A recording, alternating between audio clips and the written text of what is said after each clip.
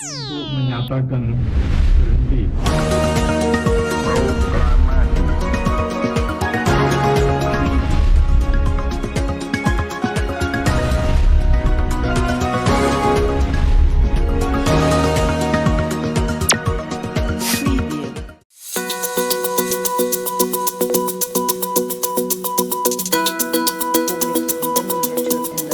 Indonesia tidak sepenuhnya kemudian Mbak berita terakhir untuk menjalankan dengan sepenuh hati perjanjian-perjanjian kesepakatan tarif kemarin dengan Amerika karena banyak kritik, banyak protes di situ.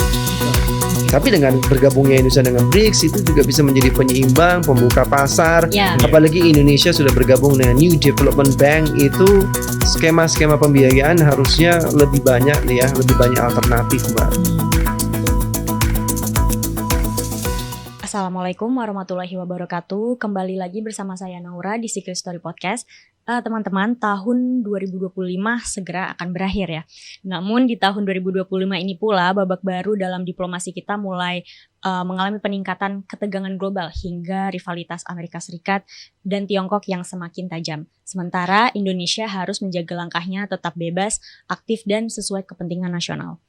Dari Laut Natuna Utara hingga negosiasi investasi strategis, dari transformasi pertahanan hingga perubahan desain geopolitik Asia, setiap keputusan ini membawa konsekuensi yang panjang bagi masa depan kita. Bagaimana perjalanan diplomasi Indonesia sepanjang tahun ini, apa saja isu-isu yang paling berpengaruh dan bagaimana hubungan Indonesia-Tiongkok dapat membentuk arah kebijakan luar negeri kita. Untuk mendiskusikan hal ini telah hadir bersama kami di Secret Story Podcast Studio, ada Pak Valesa dan Mas Pradono yang keduanya merupakan analis hubungan luar negeri sekaligus akademis. Terima kasih Bapak dan Mas sudah mau join. Terima kasih Mbak Naura. Oke, baik. Sepertinya nih ya Pak, sebelum kita jauh ngobrol, ini Indonesia tahun ini lagi serius sekali nggak nih Pak menjalani hubungan diplomatiknya atau gimana? Ya, Mbak Naura, makasih yang pertama sudah kembali hadir di podcast ini, luar biasa. Ya, seperti yang sebetulnya saya waktu itu pernah diundang juga di sini, Mbak Naura. Saya juga pernah menyampaikan bahwa trennya kelihatannya akan aktif dan strategis ini kalau di bawah kepemimpinan Pak Presiden Prabowo ya. Dan terbukti Mbak Naura bahwa memang ada dua kata kunci untuk bisa merefleksikan atau menggambarkan karakter dari diplomasi Indonesia di bawah Pak Presiden Prabowo, yaitu strategis dan aktif ya. Aktif dalam ikut kegiatan-kegiatan diplomasi dunia, persidangan-persidangan internasional, membawa Indonesia untuk aktif di organisasi-organisasi internasional, bahkan juga masuk BRICS ya Januari 2025, kemudian ikut juga di New Development Bank-nya pada bulan Maretnya, dan berbagai macam upaya-upaya untuk menunjukkan keaktifan Indonesia ya di kancah internasional. Strategis saya pikir bahwa yang ini juga menurut saya membedakan antara pola Pak Presiden Prabowo dengan Presiden Joko Widodo di sebelumnya ya.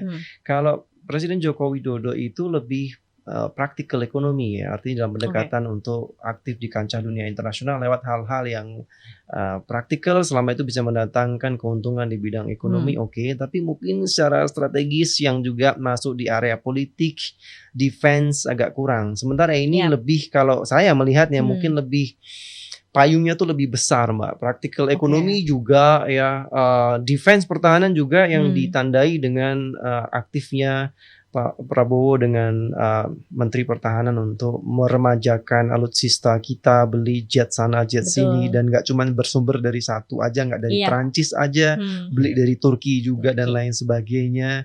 Dan kita lihat juga ekonomi juga tidak kemudian dipinggirkan oleh Pak Prabowo. Terbukti misalnya di Kementerian Luar Negeri ada Direktorat Jenderal baru ya, Mas Doni, ada Direktorat Jenderal Ekonomi dan Pembangunan, kurang lebih seperti itu. Ini levelnya di Direktorat Jenderal Mbak. Artinya diplomasi ekonomi, kalau sebelumnya ini ya, walaupun memang di zaman Pak Jokowi memang fokusnya juga di ekonomi ya, tetapi di sini kalau sebelumnya diplomasi ekonomi itu tersebar di berbagai macam direktorat di Kemlu. Sekarang berdiri sendiri, Direktorat Jenderal Ekonomi dan Pembangunan Nasional kalau nggak salah, ya itu namanya kurang lebih ya. Nah, artinya apa? Artinya ini ada upaya untuk penitik beratan ya, fokus dalam lebih terkoordinasi, lebih semangatnya lebih baru, dorongannya lebih kuat untuk memang juga ekonomi nggak dipinggirin nih, juga dipikirkan juga. Jadi saya melihatnya memang strategis dalam hal berarti memang Pak Prabowo coba untuk memikirkan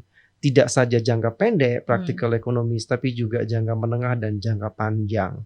Apa yang sudah dilakukan oleh periode sebelumnya di bawah Pak Jokowi itu tidak dilupakan, tidak ditinggalkan, tapi juga kita melihat juga cukup diperkuat. Walaupun memang ada prioritas-prioritas titik berat yang coba untuk dilakukan Pak Prabowo ya, tapi setidaknya grand naratifnya itu aktif dan strategis, kira-kira begitu Mbak Naura. Oke.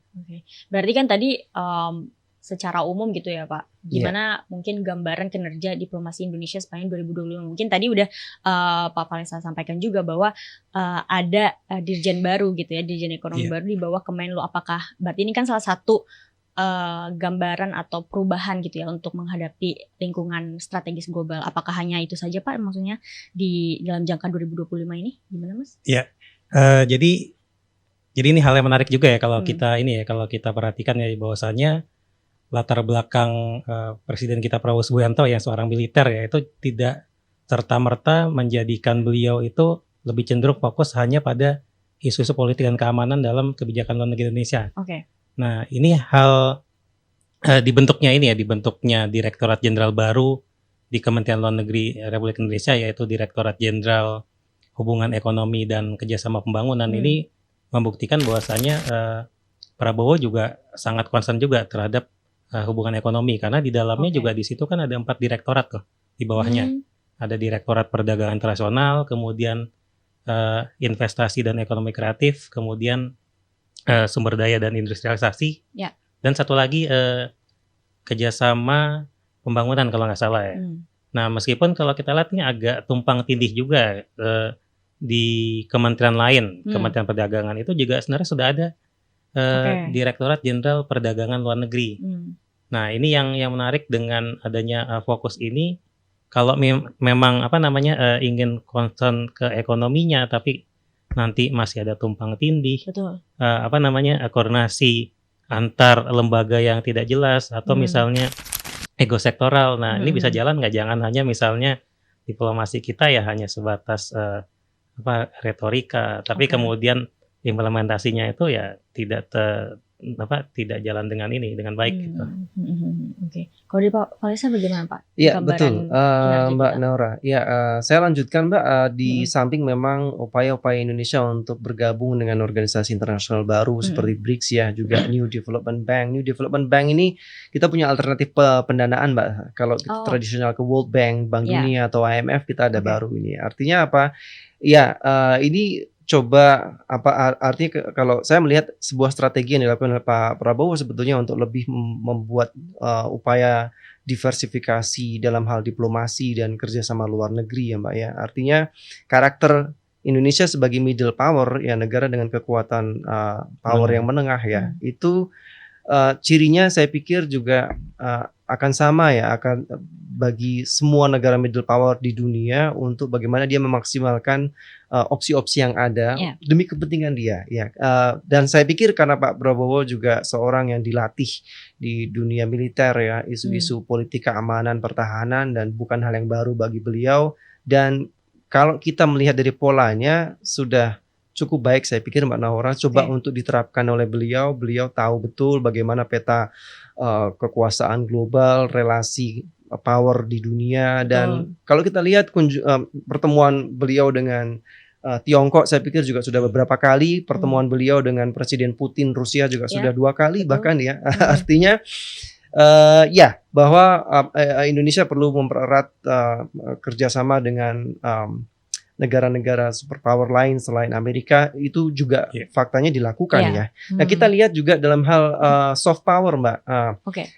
Soft power kita itu juga cukup jalan. Kita dalam global index of ada namanya global index of power gitu ya.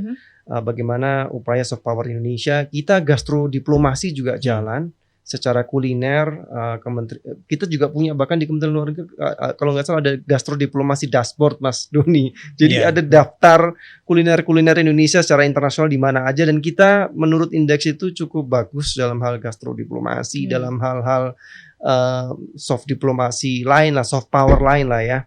Soft power lain itu kita juga cukup menonjol. Cuman memang ada beberapa catatan kalau dari data Amnesty International yang terakhir ya, ada sedikit penurunan dalam hal kualitas demokrasi Indonesia dan HAM ya.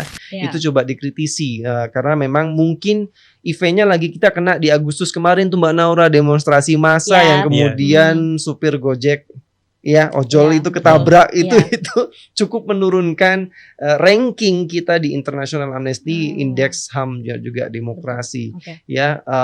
Itu bagi beberapa kalangan organisasi sipil seperti Amnesty International itu menjadi catatan penting gitu ya, apalagi mereka kemudian mengaitkannya dengan latar belakang militer Pak Prabowo. Kekhawatirannya mereka adalah seperti ini, Manaura. Kekhawatiran mereka adalah mengaitkan Pak Prabowo ini dengan euforia ingin kembali ke zaman Pak Soeharto gitu, di zaman Orde Baru, apalagi latar belakang Pak Prabowo itu jadi catatan mereka, saya pikir Mbak Naura. Walaupun memang event demonstrasi massa besar di akhir Agustus kemarin kan juga di luar dugaan ya, di luar ekspektasi ya Mas Doni. Artinya satu hal yang event yang memang cepat sekali dinamikanya, yang hampir tidak bisa kita antisipasi dengan baik ya. Meskipun itu kemudian berdampak pada penurunan ranking kita di dalam hal kategori HAM dan juga demokrasi. Tapi overall dalam hal defense Mbak Naura, kita melihat hal yang positif. Latihan Super Garuda Shield terus dijalankan, tetap ditingkatkan oleh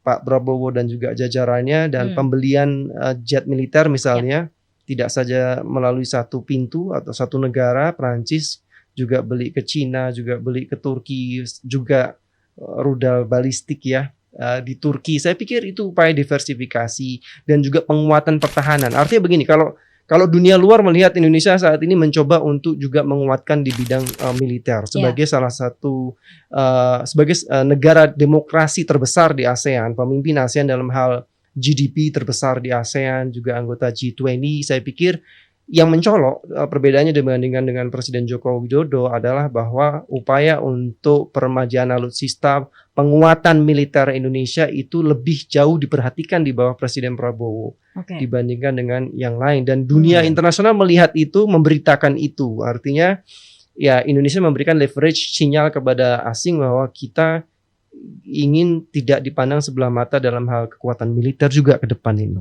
Betul. Gitu. Berarti memang itu yang paling menonjol ya Pak dari maksudnya selama mungkin pemerintahan Pak Prabowo tahun ini. Kalau untuk isu luar negeri ya Pak dan Mas Doni, kira-kira apa nih isu luar negeri yang paling dominan yang memang mungkin mempengaruhi kebijakan Indonesia pada tahun itu ya? Mungkin bisa jadi keamanan regional, energi, dan mungkin hingga transformasi ekonomi digital. Kira-kira apa Pak isu luar negeri yang dominan tahun ini? Kalau saya melihatnya pertama diantaranya terkait ekonomi. Nah, bergabungnya Indonesia sebagai anggota penuh BRICS pada Januari lalu anggota penuh ke-10 Nah, ini menandakan bahwa Indonesia ini serius. Di satu sisi Indonesia kan juga merupakan anggota G20 yang merupakan blok ekonomi negara-negara paling berkembang dan negara-negara maju di dunia. Betul. Nah, di situ kemudian Indonesia juga bergabung di BRICS, yang mana itu kan merupakan blok ekonomi Global South ya, negara-negara berkembang. Jadi di sini saya melihatnya Indonesia ini ingin memperjuangkan posisi negara-negara berkembang dalam arsitektur perekonomian dunia, gitu. Jadi berusaha menjembatani kepentingan dari negara-negara berkembang antara Global South dengan Global North. Terus kemudian juga dalam APEC contohnya Indonesia kan juga kemarin juga mengangkat isu ini dalam KTT APEC di Korea. Kemudian selain isu ekonomi juga pertahanan tentu kita tidak lupakan juga ya, apalagi latar belakang presiden kita kan juga seorang militer. Nah, yang tadi seperti yang Pak Valesa sampaikan ya, kita juga ada latihan militer gabungan. Itu kemarin bulan Februari itu ada multilateral Naval Exercise Komodo MNEC itu di Bali. Itu tanggal 15 sampai 22 Februari, itu melibatkan 38 negara. dan banyak kapal perang, termasuk kapal perang asing di situ. Lalu kemarin bulan Agustus sampai September itu ada Super Garuda Shield itu di 3 lokasi, Jakarta, kemudian di Batu Raja, Sumatera Selatan, dan Dabo Singkep ya, itu di Kepulauan Riau. Nah, itu membuktikan bahwa Indonesia ini juga ingin menunjukkan peran pentingnya Betul. sebagai salah satu negara penting di Indo-Pasifik ya. Jadi kalau kita lihat secara geostrategis ya, Indonesia kan adalah negara kepulauan terbesar. Yep. Nah, jadi memiliki posisi yang sangat penting juga secara geostrategis. Dan tentunya kita ingin agar kawasan Indo-Pasifik ini tetap stabil. Gitu. Jadi kita melibatkan banyak negara yang memang berkepentingan terhadap kawasan ini. Betul. Gitu. Bukan hanya latihan militer, tapi juga ada simulasi kemanusiaan, simulasi bencana alam, sampai simulasi perang cyber juga di situ dalam latihan gabungan itu. Jadi ya mungkin yang bisa di highlight gitu ya, mungkin isu yang mempengaruhi kebijakan Indonesia ya untuk saat ini dari ekonomi paling besar ya, ekonomi, militer gitu ya Pak ya. Okay. Dan Mbak Naura, yang menarik adalah tadi menyinggung Mas Doni, kerjasama militer, latihan militer itu tidak hanya Indonesia dengan negara-negara Barat ya Mas Doni. Artinya Amerika dan aliansinya sekutunya, tetapi juga dengan Rusia dan Cina loh Mas Doni yang sampaikan di naval exercise tuh di Komodo ya, itu di Bali itu juga artinya menarik ya. Artinya bahwa Indonesia itu secara tradisional memang latihan militer dengan negara-negara Amerika Serikat ya, dengan Australia yang barat lah ya. Cuman juga belakangan nih Mbak Naura, yang perlu digarisbawahi adalah kerjasama itu juga sangat intens juga dengan negara seperti Cina dan Rusia. Ya, ini perkembangan yang saya pikir juga sebagai middle power adalah langkah strategis yang memang harus dilakukan Indonesia, Mbak.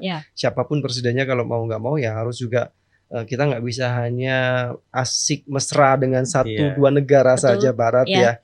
Katakanlah begini, kalau dengan kebijakan Presiden Trump misalnya yang sangat-sangat kontroversial dan dikritisi oleh banyak negara, impor tarif yang tinggi, Indonesia juga sudah melakukan negosiasi tarif yang syaratnya belibet dan banyak banget Mbak. Itu juga belakangan tersiar di kabar juga, toh juga banyak yang tidak dijalankan oleh Indonesia karena menyangkut kedaulatan ekonomi, menyinggung kedaulatan ekonomi Indonesia. Pada prakteknya pemerintah Amerika Serikat tidak cukup happy dengan implementasi Indonesia dalam perjanjian dagang dalam hal pengurangan tarif kemarin, karena memang banyak isu-isu sensitif yang pemerintah Indonesia dan banyak kalangan Indonesia menilai itu menyinggung kedaulatan ekonomi Indonesia. Artinya ya Indonesia perlu juga untuk memikirkan kedekatan kerjasama di berbagai bidang dengan negara-negara lain ya, yang tidak harus kemudian mencaratkan banyak hal yang di situ menyinggung kedaulatan nasional, kedaulatan ekonomi, seperti ya negosiasi impor tarif dengan Amerika Serikat kemarin banyak dikritisi itu Mbak Naura. Banyak sekali saya pikir. Nah itu pentingnya kenapa saya pikir juga ini langkah strategis, dan saya pikir di bawah Presiden Prabowo tahu betul itu, dan saya pikir hal yang membedakan, dan saya pikir ini menjadi ciri khas Pak Prabowo yang sudah saya dan beberapa pengamat lain sampaikan di podcast Mbak Naura sebelumnya, bahwa beliau nyaman untuk diplomasi di internasional. Bahasa Inggris jago. Didikan Amerika Serikat, bahkan Presiden Trump waktu itu, kok kamu bahasa Inggrismu bagus ya waktu ketemu. Nah, saya dididik di Amerika Serikat. Jadi beliau juga lama, beliau bisa beberapa bahasa ya, Jerman juga bisa, Prancis juga bisa. Artinya, dan beliau nyaman itu, dan itu bagus ya. Saya pikir kalau Pak Jokowi, kalau kita lihat di periode awal beliau kurang begitu nyaman untuk ikut di international persidangan, international conferences ya. Konferensi itu persidangan internasional yang melibatkan banyak negara, baik itu di PBB maupun di organisasi di bawah PBB. Beliau lebih sering mewakilkan, tapi kalau ini kan enggak. Makanya disebut ini periode yang juga aktif, bahkan mungkin lebih aktif, tapi juga memikirkan strategis jangka panjang yang enggak hanya sesuatu yang praktikal yang harus datengin investasi aja. Karena kalau kita lihat, Mas Doni juga pasti menyadari bahwa beli jet militer, beli rudal balistik itu kan nggak murah, Mbak. Itu luar biasa mahal. Artinya kalau mau dihitung-hitung boncos, sebetulnya mungkin boncos ya. Cuman kan jangka panjang. Pak Prabowo mikirnya Iya. jangka panjang kan. Betul. Kita mungkin Pak Prabowo melihatnya dalam 5 tahun 10 Ya. tahun mendatang Indonesia itu akan kuat ya secara Ya. militer, dan kata Pak Prabowo yang saya yakin saya dan Mas Doni mungkin juga banyak pendengar podcast ini setuju bahwa tidak ada kedaulatan ekonomi kalau tidak ada kedaulatan pertahanan nasional gitu. Jadi ya kita nggak bisa berdaulat secara ekonomi politik kalau secara pertahanan nggak kuat. Intinya kurang lebih Betul. seperti itu Mbak Ya. Naura. Oke Pak. Ya, Pak Faisal dan Mas Doni, kalau tadi kan sudah sempat menyinggung terkait US ya Pak ya, Donald Trump juga kan kemarin tuh sempat terjadinya rivalitas antara US dan Tiongkok, dan saya kira sih masih ya hingga saat ini. Nah itu seberapa besar dampak perang geopolitik ini terhadap ruang gerak diplomasi Indonesia Pak, mungkin hingga hari ini? Ya, Mas Doni. Gimana Mas? Ya kalau menurut saya ya ibaratnya tentunya ini sangat mempengaruhi apa yang harus dilakukan oleh Indonesia, mengingat ya posisi Indonesia secara geostrategis ini kan ada di tengah-tengah nih di Indo-Pasifik ya, antara dua benua, dua samudra. Jadi apapun yang dilakukan oleh Indonesia, misalnya Indonesia terlalu dekat dengan Amerika, ini akan dicurigai oleh Tiongkok. Demikian pula kalau kita terlalu dekat dengan Tiongkok, kita akan dicurigai oleh Amerika juga. Nah, makanya kalau Indonesia ini kan lebih cenderung ya, kalau saya lihat nih lebih melakukan hedging ya. Jadi ibaratnya kita main aman, kita punya hubungan dengan Amerika Serikat karena tentunya bagaimanapun juga ini adalah negara besar. Kita punya kepentingan juga dalam bidang politik, ekonomi, keamanan dan sebagainya. Demikian juga dengan Tiongkok, salah satu yang kita anggap sebagai pasar juga bagi Indonesia, pasar penting gitu. Jadi ya di sini saya melihatnya ya ini sudah dilakukan dengan cukup baik ya oleh Prabowo ya. Kalau misalnya kita lihat kemarin mungkin Jokowi agak banyak lebih cenderung ke Tiongkok. Nah kalau saya lihat nih cukup berimbang sih kalau saya Prabowo ya memainkan posisinya antara dua negara besar ini. Gitu. Jadi tidak berat sebelah tidak ya. Terlalu berat ke salah satunya gitu. Oke. Boleh Pak Faisal? Ya, sepakat. Oke. Ya, kecenderungannya mungkin bisa dilihat seperti itu ya. Artinya ya betul ya, kalau kita lihat ya kereta bus juga ya Mas Jepang dengan Cina, kita bisa lihat di situ juga ada juru bicara Pak Prabowo, Pak Luhut waktu itu yang memang sangat dekat ke Cina, memang diarahkan untuk menjadi investasi ya, gerbang investasi Indonesia, dan beliau lebih cenderung dekat ke Cina. Memang ada arahan ke situ. Nah, menariknya di sini saya sepakat dengan Mas Doni bahwa memang Cina tetap jalan, tapi juga Rusia juga jalan, Amerika Serikat juga jalan. Artinya Indonesia mengirim tim negosiasi untuk menurunkan impor tarif kan. Artinya bahwa ya kita nggak bisa lepas dari Amerika Serikat juga. Betul. Semua deh itu karakter hedging tadi yang seperti Mas Doni. Jadi ada konsepsi namanya hedging Mbak di Mbak Naura di dalam politik internasional, bahwa negara yang memang posisinya biasanya middle power itu melakukan diversifikasi effort ya, diversifikasi upaya untuk mendiversifikasikan diplomasinya, pendekatannya ya. Jadi ya yang penting untuk tujuan kepentingan nasional dia bisa aja kerjasama mendekati siapapun itu, yang penting main aman. Betul. Ya, jadi karena kita posisinya di middle. Tapi bukan berarti itu negatif ya Mbak ya. Betul. Bukan berarti itu negatif. Selama si negara middle power itu, including Indonesia, bisa memanfaatkan secara optimal, secara maksimal peluang pasar ya, peluang untuk meningkatkan soft power ya, itu akan bagus ke depan. Karena kita lihat di Global Index Soft Power, bukan soft diplomasi maksudnya. Global Index Soft Power. Tadi saya menyebutnya soft power maksudnya ya. Global Index Soft Power, Indonesia ada peningkatan, Mbak. Walaupun tidak signifikan di bawah Presiden Prabowo sekarang, ini ada peningkatan soft power kita. Artinya kita dipandang negara lain, dipandang si lembaga pemeringkat ini, bahwa kita punya peningkatan peringkat soft power. Oke. Iya, citra kita itu meningkat di mata dunia internasional. Ya, karena itu juga mungkin dipengaruhi oleh hubungan diplomasi tadi itu Pak. Maksudnya tidak berat ke sebelah, dua-duanya tetap jalan, dan juga strategi Pak Prabowo dalam aktif di kancah internasional itu juga. Oke. Nah Pak, kalau terkait posisi Indonesia nih di ASEAN ya di tahun 2025 ini, terutama mungkin dalam merespon ketegangan Laut Cina Selatan dan juga konflik Thailand Kamboja yang baru-baru kemarin ya Mas ya. Kalau dari Mas Doni gimana? Apa evaluasi terhadap posisi Indonesia saat ini di ASEAN? Iya, tentunya kalau Indonesia ya tetap menganggap ASEAN ini penting ya, karena ini merupakan lingkaran konsentris dalam kebijakan luar negeri Indonesia. Dan tentunya Indonesia sebagai salah satu pendiri ASEAN yang dianggap juga sebagai pemimpin de facto ASEAN ya. Ya. Ini akan selalu berusaha memainkan peran pentingnya dalam ASEAN, termasuk juga misalnya ketika ada negara-negara anggotanya nih yang saling bertikai seperti antara Thailand dan Kamboja. Nah, Indonesia akan memainkan perannya di situ. Oke. Jadi ibaratnya dengan menggunakan ASEAN-led mechanism gitu, tetap menggunakan mekanisme yang ada di ASEAN, misalnya seperti konsensus ya atau mufakat ya, jadi tidak misalnya memutuskan berdasarkan suara terbanyak, tapi kesepakatan antara anggota-anggotanya dalam memutuskan sesuatu. Dan tentunya ya itu untuk kepentingan bersama negara-negara anggotanya juga gitu. Dan makanya kalau kita bicara dalam kebijakan luar negeri Indonesia, siapapun presidennya termasuk Prabowo tidak akan bisa lepas dari ASEAN. Ya. Gitu. Betul. Berarti, termasuk di Indo-Pasifik gitu. Kalau kita bicara dalam hal keamanan maritim di kawasan Pasifik, itu juga ketika kita bicara misalnya sengketa di Laut Tiongkok Selatan ya, itu kan banyak negara-negara anggota ASEAN yang terlibat sengketa di situ. Betul. Kan ada Malaysia, Filipina, Vietnam, bahkan Brunei juga ikut terlibat dalam sengketa. Ada di dalamnya ada Kepulauan Spratly dan Paracel yang diperebutkan dengan Tiongkok juga. Nah, Indonesia juga tetap mengedepankan ASEAN juga. Jadi melalui ASEAN Outlook on the Indo-Pacific. Oke, berarti cukup Indonesia dalam hal ini cukup berpengaruh juga ya, berarti di ASEAN. Maksudnya dibandingkan mungkin dengan anggota ASEAN yang lainnya maksudnya. Berpengaruh tapi memang kita terhambat, tapi yang seperti yang Mas Doni sampaikan ya, ada keterbatasan ASEAN yang bisa ASEAN lakukan. Artinya tidak ada regulation yang binding yang membuat mereka comply ya. Ya Indonesia bisa menawarkan sebagai fasilitator paling untuk konflik Thailand Kamboja yang ini kembali muncul ya Mas ya. On lagi nih, on off ya. Itulah Mas, beda kalau dengan Uni Eropa Mbak Naura.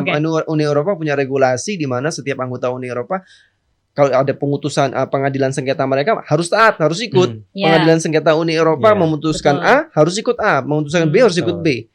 Uni Afrika juga saya pikir juga kurang lebih sama. Kalau ASEAN kan nggak ada, Mbak. Belum ada aturan yang mengikat itu belum ada. Karena kalau Uni Eropa itu kan mereka memiliki sifat supranasional ya. Jadi apapun yang menjadi keputusan dari ini, Uni Eropa selaku organisasi regional itu kan harus ditaati secara mutlak oleh negara-negara anggotanya. Sementara kalau di ASEAN ini kan kita juga terkadang terhambat sendiri oleh prinsip-prinsip dalam ASEAN ya, misalnya non-intervensi. Betul. Meskipun di satu sisi misalnya contohnya nih, selain antara Thailand dan Kamboja misalnya dalam hal diskriminasi terhadap etnis Rohingya yang ada di Myanmar. Nah, di satu sisi kalau kita bicara ASEAN ya, itu kan ada prinsip penghormatan terhadap nilai-nilai HAM. Tapi di sisi lain ASEAN maupun negara-negara anggotanya termasuk Indonesia tidak bisa bergerak lebih jauh. Karena apa? Karena terhambat oleh prinsip non intervensi gitu, yang memang dipegang teguh oleh ASEAN.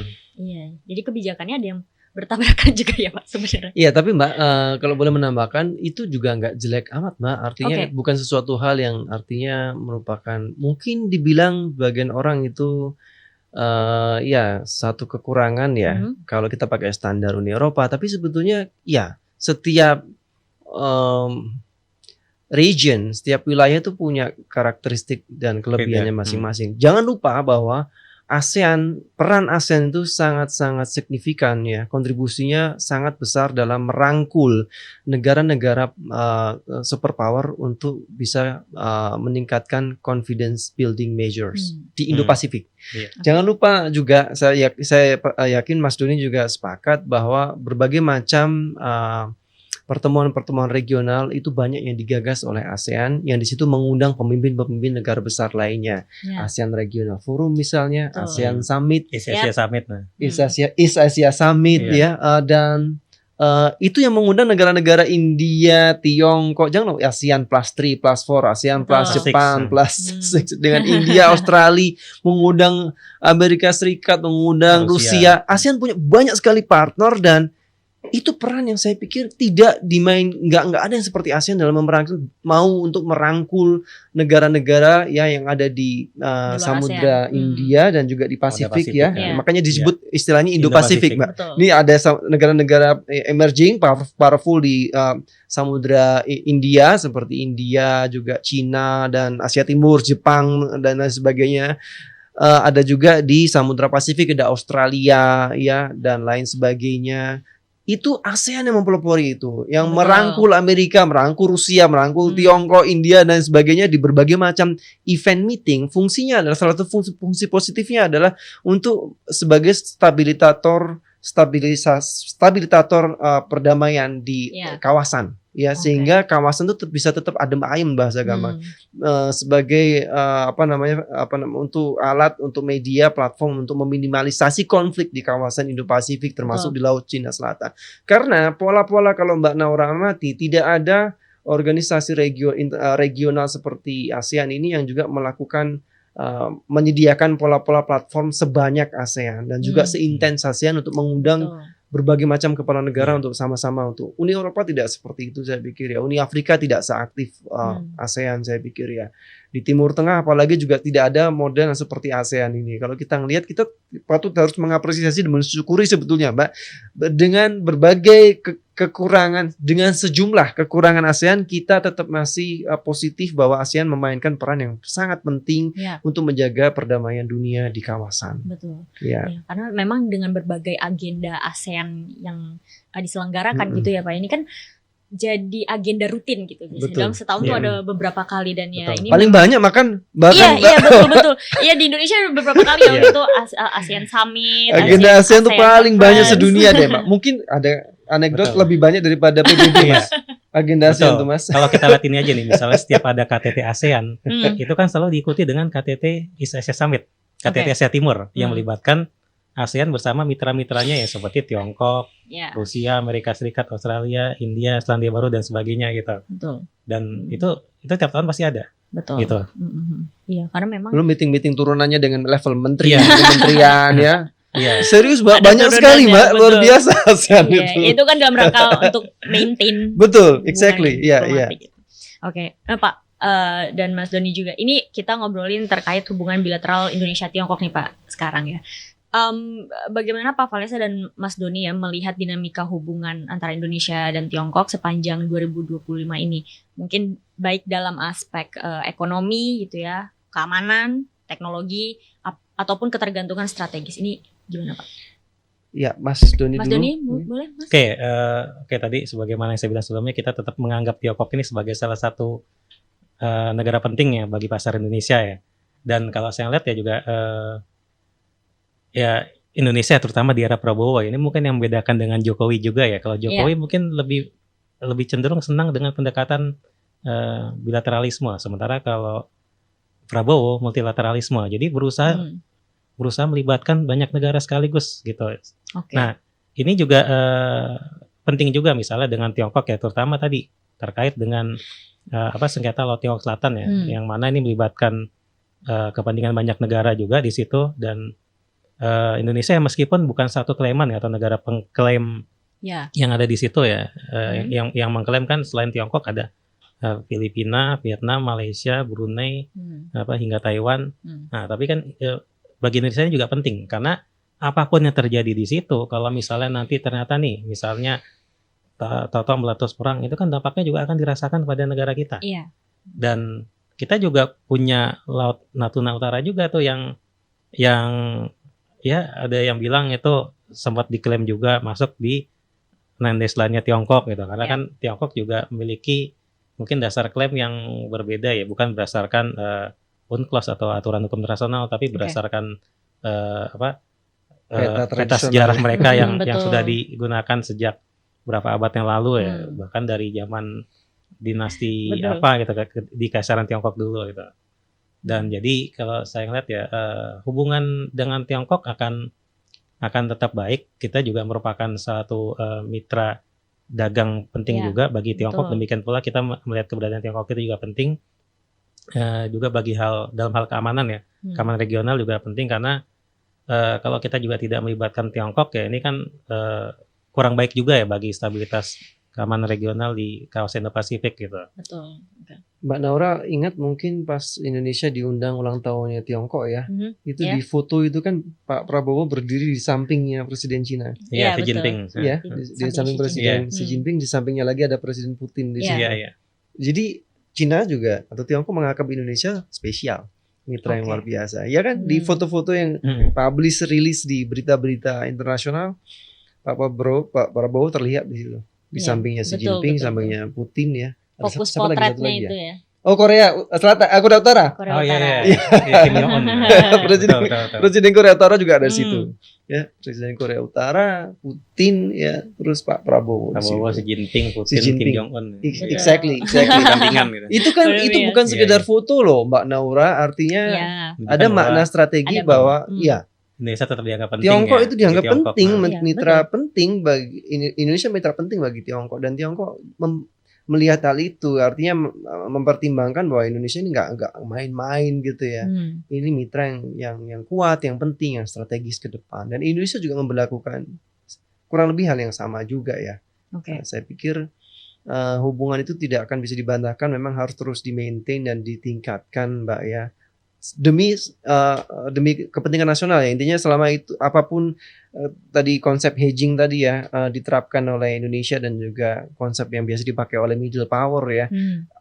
Selama itu kepentingan nasional nggak ada masalah, dan itu memang harus muaranya ke sana, Mbak. Ya. Dan saya ingin sampaikan, Mbak Naura, ada satu poin yang menarik yang Pak Dino Patijalal ya, pendiri dan juga ketua FPCI, Ya. Foreign Policy Community of Indonesia, itu sampaikan penting, Mbak.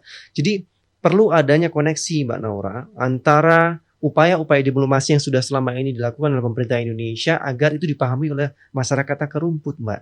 Kadang-kadang Iya, betul.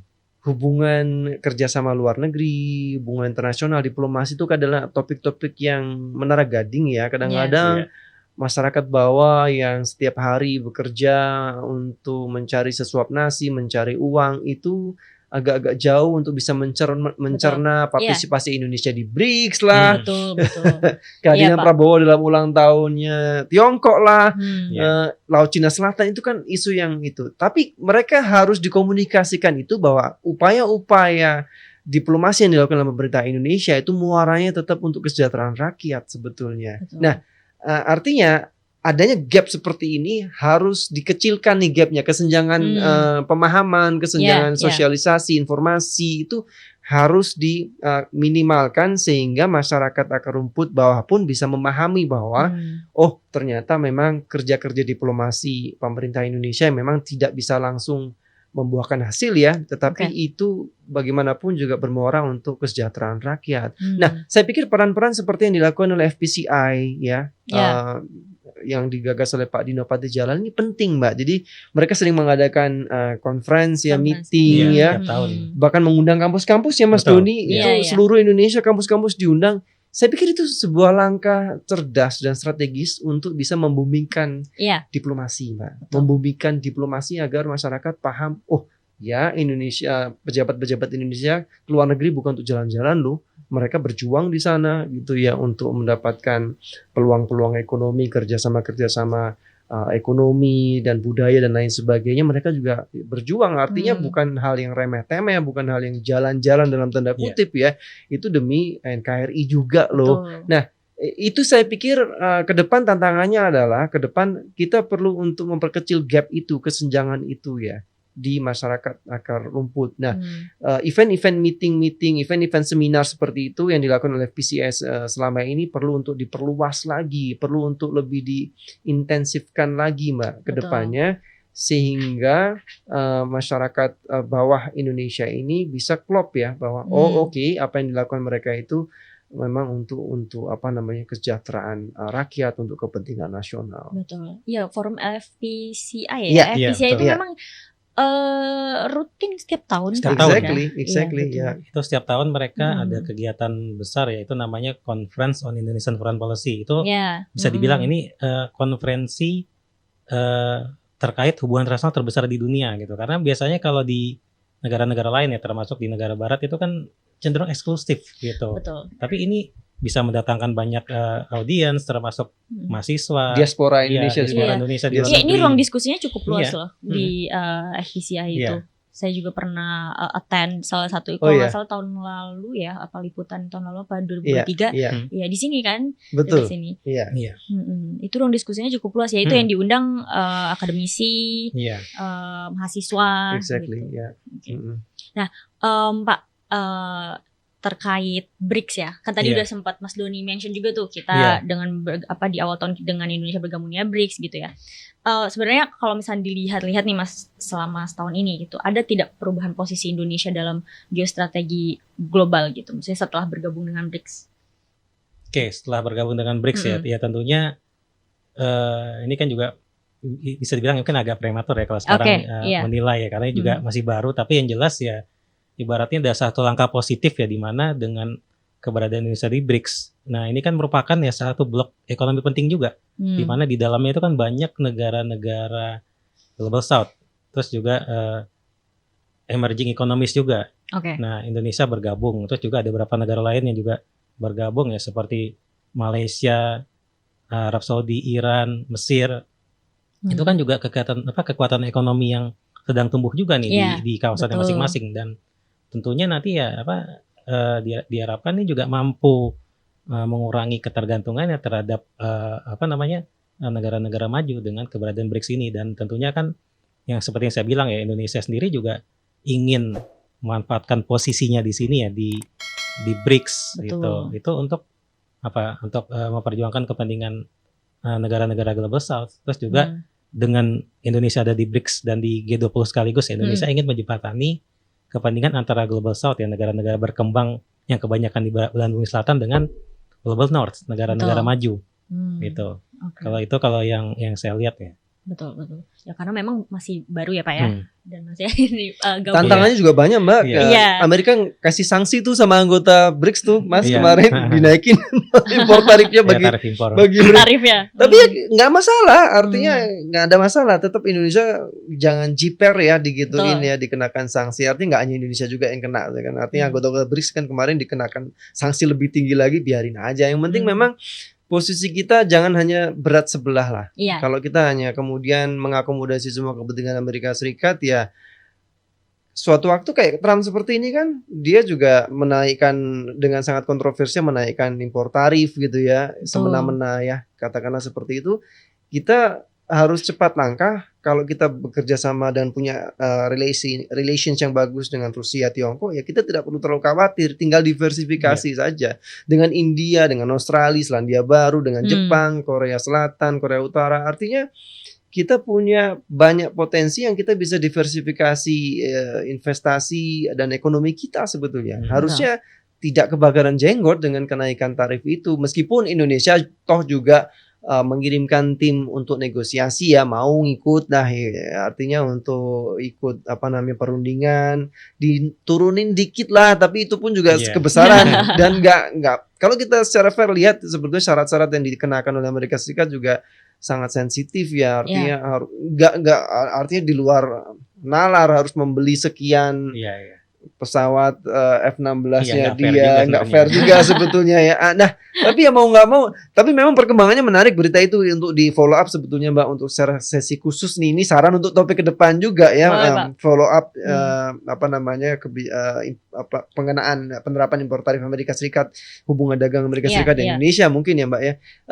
Indonesia tidak sepenuhnya kemudian Mbak, berita terakhir untuk menjalankan dengan sepenuh hati perjanjian kesepakatan tarif kemarin dengan Amerika, karena banyak kritik, banyak protes di situ. Betul. Okay, tapi dengan bergabungnya Indonesia dengan BRICS itu juga bisa menjadi penyeimbang, pembuka pasar.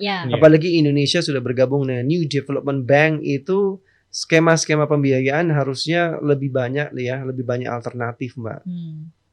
So kesimpulannya positif Indonesia bergabung dengan BRICS, positif Indonesia bergabung dengan New Development Bank. Oke. Nah Pak, kan tadi udah Indonesia kan bergabung dengan New Development Bank seperti itu ya. Lalu bisa dipandang seperti apa Pak, maksudnya Indonesia ini di tahun depan dalam menyeimbangkan peluang investasi gitu ya, karena kan kita juga lagi menghadapi tantangan kedaulatan ekonomi, risiko ketergantungan dan isu keamanan. Dan sedang berduka juga bencana ini Mbak. Iya betul.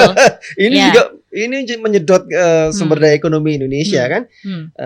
Mau disukai atau tidak, ini kemampuan ekonomi Indonesia juga tersedot untuk penanggulangan bencana ya, musibah di Sumatera. Saya pikir tantangannya Mbak, kalau boleh sedikit saya komentar di sini Mbak, bahwa apa yang harus diseimbangkan adalah kekuatan ekonomi dalam negeri. Itu penting karena kita belajar di zaman SBY. SBY itu orang yang sangat aktif juga diplomasi Mbak. Ya saya pikir mirip 11-12 dengan Prabowo lah. Dia nyaman untuk aktif berkancah di pertemuan-pertemuan internasional Mbak ya, SBY. Kalau kita ingat ya, betul ya Masnya 2004 sampai 2014 waktu itu 10 tahun itu aktif. Cuman di kekuatan ekonomi di dalam ya kosong Mbak. Artinya tidak ikut bisa mengejar upaya soft power yang di branding oleh Pak SBY. Nah, itu penting juga. Jangan lupakan pembenahan ekonomi, jangan lupakan juga pembenahan pertumbuhan ekonomi di dalam, pembukaan lapangan kerja di dalam. Itu harus diimbangi juga.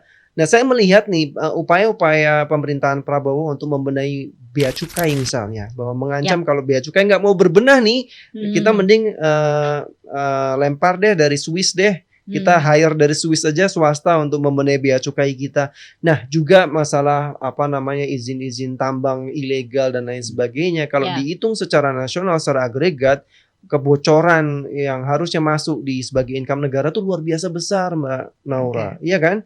Tambang ilegal, bea cukai, under invoicing dan lain sebagainya itu adalah potensi pendapatan negara yang hilang. Dan itu yang saat ini saya melihatnya sedang coba untuk dibenahi oleh Presiden Prabowo beserta jajarannya. Harusnya itu juga bisa berkontribusi ke depan kalau dilaksanakan dengan baik, Mbak. Juga dengan penegakan hukum yang baik, yang tidak pandang bulu dan lain sebagainya. Harusnya bisa berkontribusi pada meningkatnya pertumbuhan ekonomi yang efeknya kemudian bisa membuka lapangan kerja, ekonomi bisa membaik ya.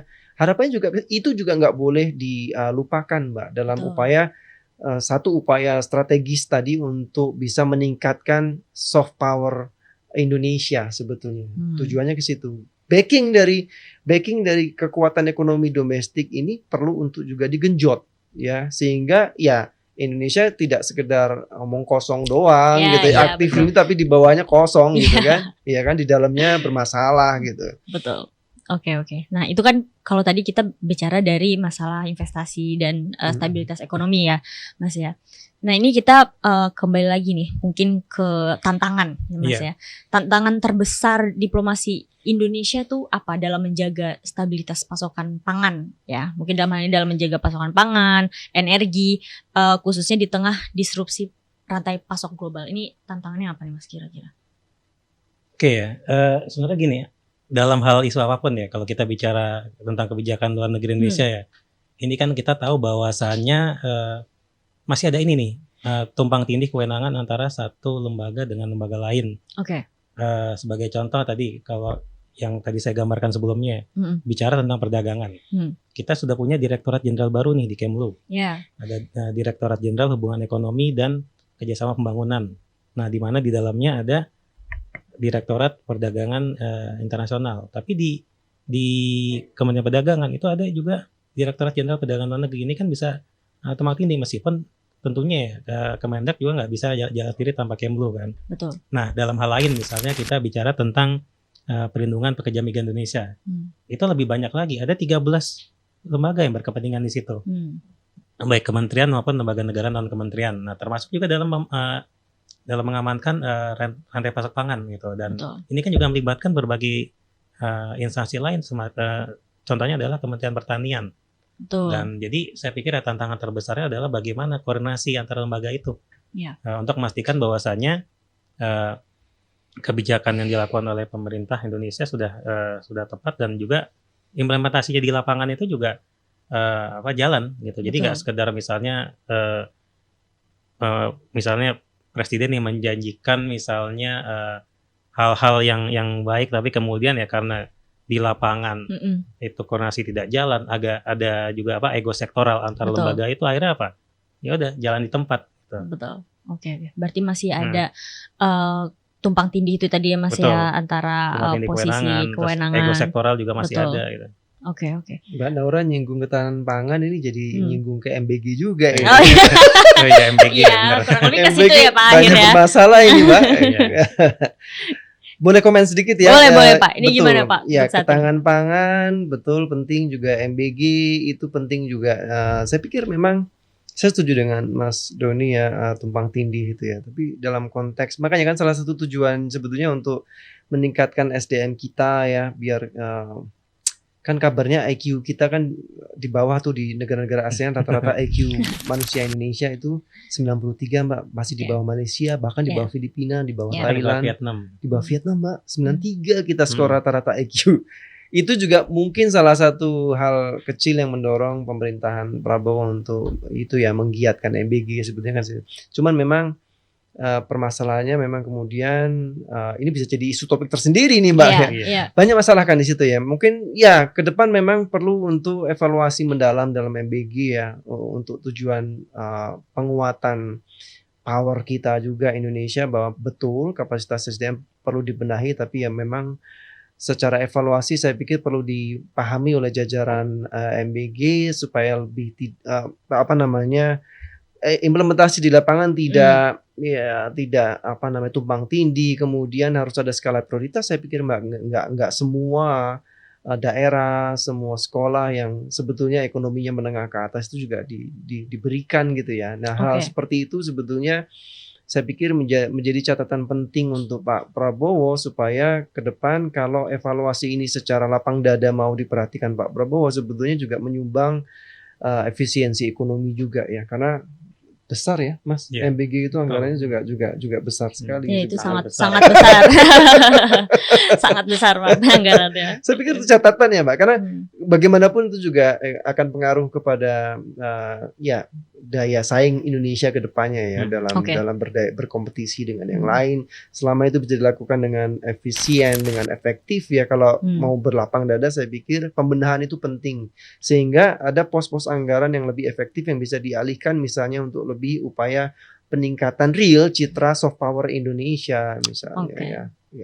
Pengadaan alutsista bagus Mbak, very good ya langkahnya, secara agresif sekarang ini, secara aktif ya, itu penting. Tapi memang Indonesia membutuhkan tingkat pertumbuhan ekonomi yang jauh di atas sekedar 5% saat ini Mbak, untuk bisa membenahi banyak hal kalau mau. Jadi proyeksi 7%-nya Pak Prabowo itu memang masih jauh dari harapan sebetulnya pada realnya ya. Karena kan setiap pertambahan angka pertumbuhan ekonomi itu diikuti dengan pembukaan lapangan kerja. Permasalahan saat ini Indonesia yang real adalah di level domestik adalah angkatan kerja yang lapangan kerja yang semakin sedikit ya, sementara angka lulusan yang semakin meningkat sehingga tidak seimbang. Ya, banyak pengangguran dengan kata lain. PHK di mana-mana. Iya, angka kemiskinan juga kemudian meningkat dari penilaian lembaga internasional ya, bahwa kita 60% ke atas masih di bawah angka kemiskinan. Hal-hal ini juga catatan penting. Jadi PR kita banyak Mbak. Nah, harapannya tadi itu dia tadi ya, bahwa upaya-upaya diplomasi ini termasuk juga diplomasi ekonomi, muaranya harus ke situ Mbak. Harus pengentasan kemiskinan, harus untuk kepentingan nasional. Dan saya yakin Mas Doni juga setuju bahwa on the right track lah ya. On the right track, meskipun ada catatan sana sini, tapi setidaknya apa yang sudah dilakukan oleh pemerintahan Presiden Prabowo saat ini on the right track. Oke. Pak. Nah Pak, tadi kan kita udah diskusi terkait dari berbagai bidang dan sektor ya, tadi ekonomi, terus pangan juga gitu ya, dan energi. Ini kita balik lagi nih Pak ke hubungan Indonesia, Tiongkok dan Amerika ya. Kalau misalkan menurut prediksi Mas Doni dan Pak Valesa, ini arah hubungan Indonesia, Tiongkok dan Amerika Serikat menjelang 2026 ini dalam konteks teknologi, pertahanan dan perdagangan ya, tentunya ini gimana Mas? Arahnya gimana nanti di tahun depan? Oke, kalau saya sih ngeliatnya mungkin tidak jauh berbeda ya dengan di tahun 2025 ini ya. Jadi ya sebagai contoh misalnya dengan Tiongkok tentunya kita lebih fokus pada masalah ekonomi ya, ekonomi perdagangan antara dua belah pihak. Kemudian dengan Amerika Serikat selain ekonomi juga politik dan keamanan, dan juga pelibatan dua belah pihak ini juga penting ya dalam rangka menjaga stabilitas keamanan regional di kawasan Indo-Pasifik ini gitu. Dengan adanya potensi konflik yang semakin luas juga, kalau itu tidak bisa diredam, terutama terkait sengketa wilayah yang ada di Laut Betul. Timur Selatan gitu. Oke, Pak, dari Ya. Pak Valesa bagaimana nih, Pak? Menarik Mbak Naura prediksinya. pertanyaannya. Transfer teknologi adalah kuncinya Mbak. Oke. Maka dari itu saya lihat juga pemerintah ini juga arahnya ke sana ya Mbak. Pembelian seperangkat alutsista termasuk pesawat militer itu juga tujuannya saya melihat juga upaya untuk transfer teknologi ya. Kita beli jet militer luar negeri dari negara yang mau untuk transfer teknologi. Iya. Dari Turki juga kabarnya mau Iya, Mas transfer teknologi. Iya, betul. Sebetulnya Indonesia juga punya saham untuk proyek bersama pesawat Burumai dari Korea Selatan itu ya.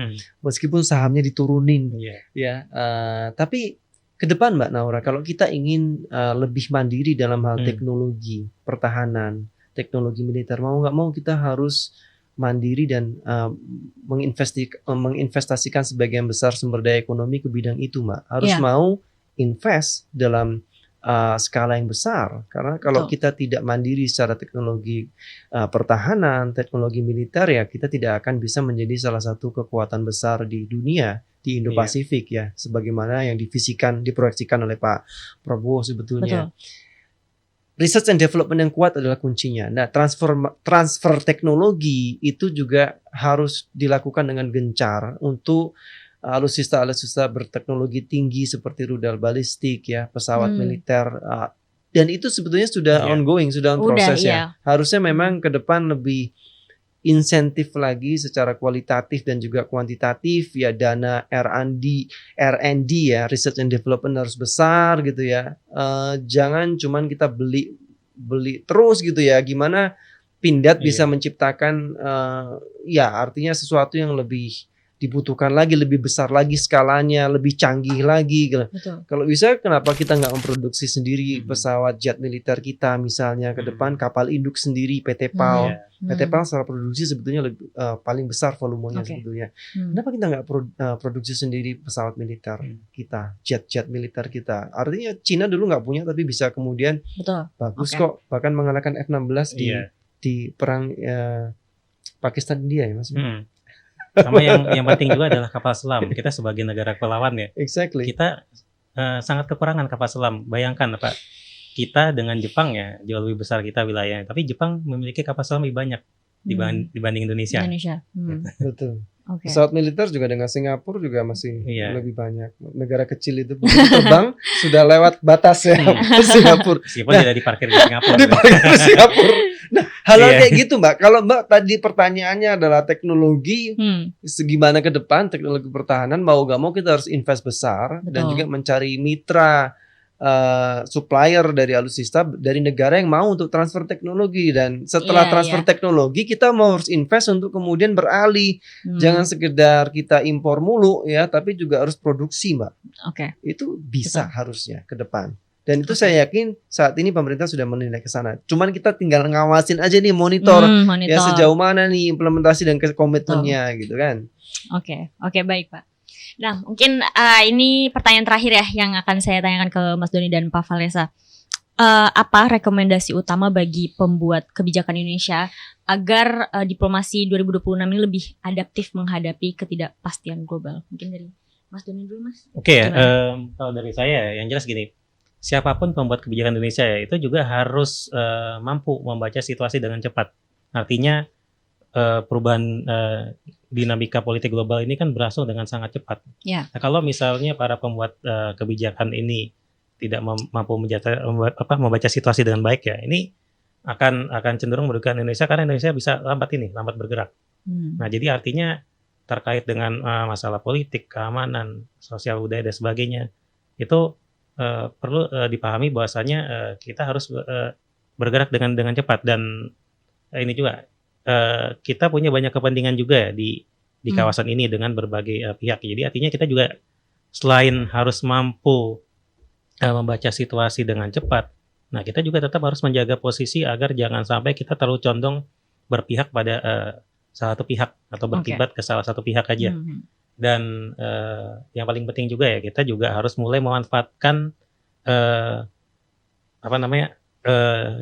dimensi lain juga. Jadi tidak hanya di politik dan keamanan atau ekonomi, tapi juga lebih menggencarkan soft power diplomasi kita. Betul. Ya, termasuk juga melalui gastrodiplomasi atau diplomasi kuliner itu. Jadi mungkin kita tahu ya kalau misalnya Korea Selatan atau Taiwan itu kenapa makanan mereka itu relatif lebih dikenal di dunia, misalnya di Barat.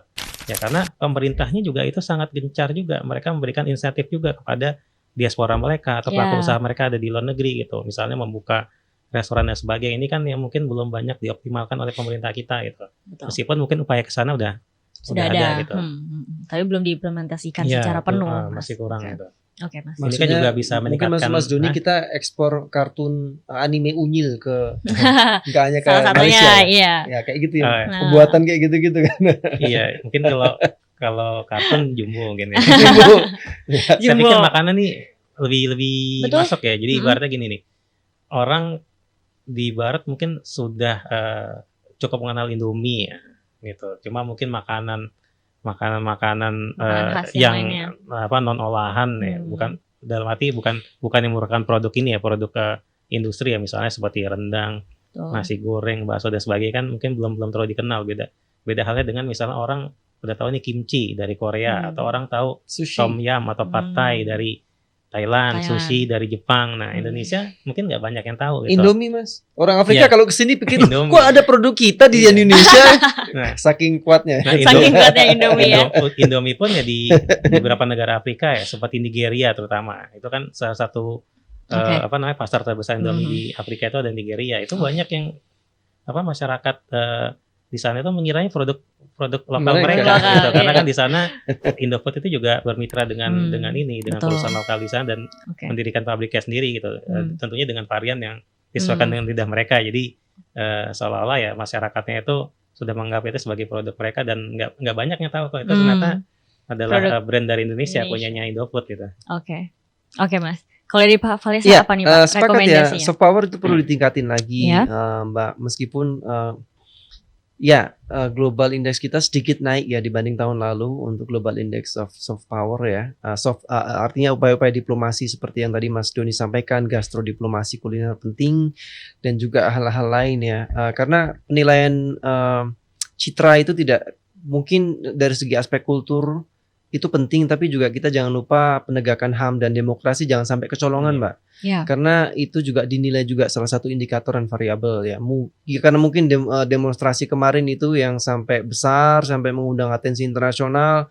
Mudah-mudahan penanganannya kalau terjadi lagi ke depan artinya tidak sampai kemudian ya ada musibah insiden ditabraknya supir ojol ya kemarin. Karena hal-hal seperti itu yang bisa mengurangi ranking global index dalam hal HAM dan demokrasi itu juga penting juga. Kalau kita bisa bagus di dalam aktif di kancah internasional seperti yang sudah dilakukan oleh Pak Prabowo sejauh ini, itu juga diimbangi dengan kita menunjukkan bahwa penegakan HAM dan demokrasi Indonesia bagus. Ini bisa mematahkan asumsi dunia barat ya, internasional ya, dengan kacamata barat bahwa ya Pak Prabowo itu nggak ada kaitannya dengan latar belakang militer, bukan berarti kemudian otoriter, bukan berarti kemudian tidak juga concern terhadap penegakan HAM dan demokrasi. Dan menurut saya yang lebih penting lagi Mbak Naura adalah bahwa jangan lupa upaya-upaya diplomasi kebijakan luar negeri yang sudah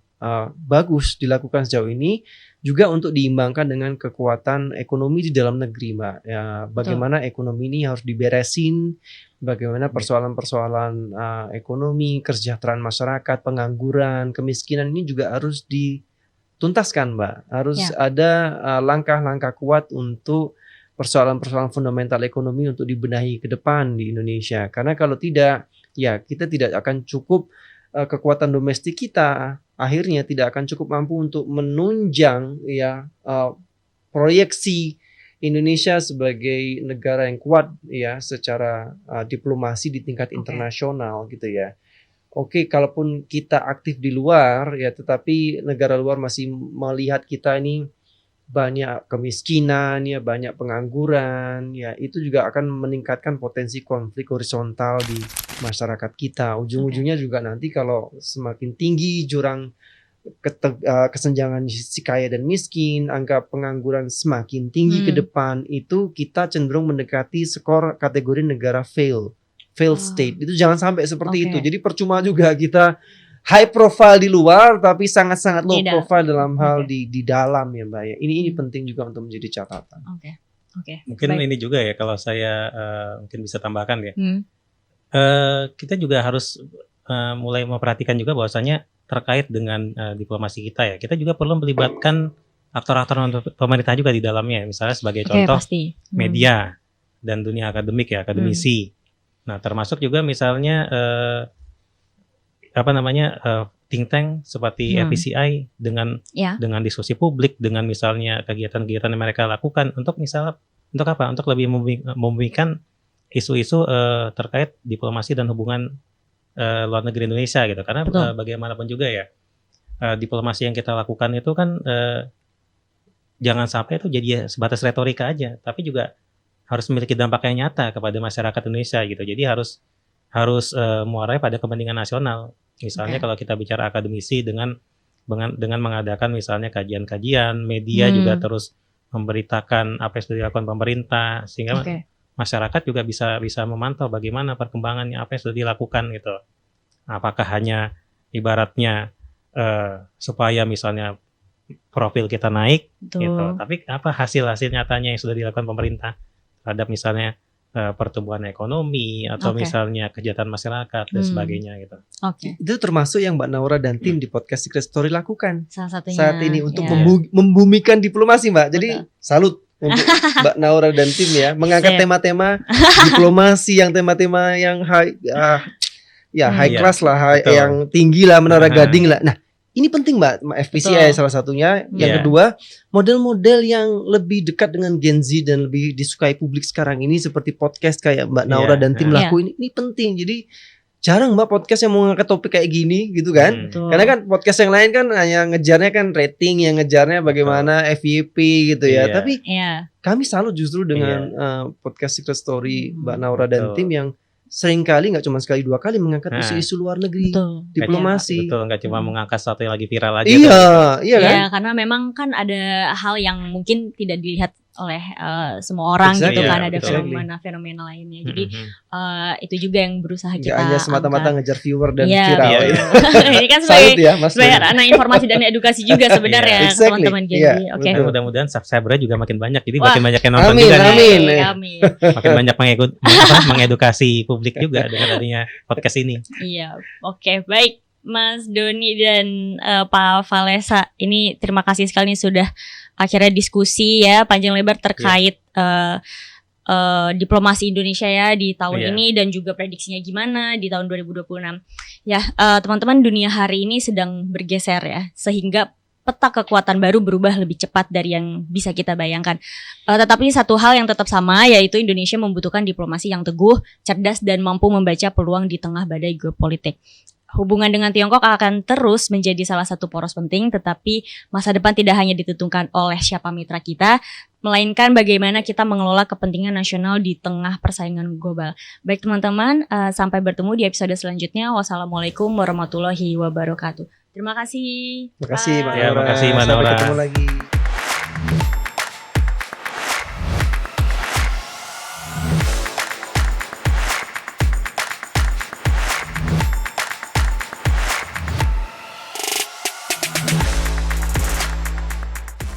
Untuk menyatakan berhenti